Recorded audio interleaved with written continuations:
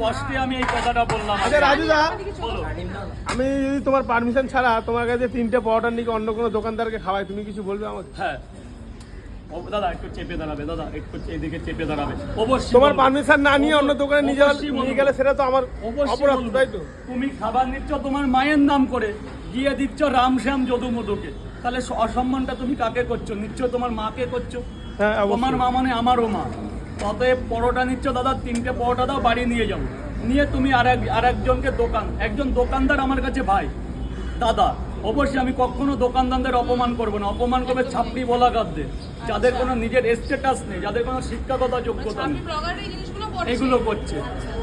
এখান থেকে মানে ভাবো গাইস, কিছু কিছু ছাপড়ি ব্লগার আছে, যেটা রাজুদা নিজের মুখে ওপেনলি বলছে যে কিছু কিছু ছাপড়ি ব্লগাররা এরকম ভাবে নিজেদের মধ্যে কন্ট্রোভার্সিটা শুরু করছে আর কি।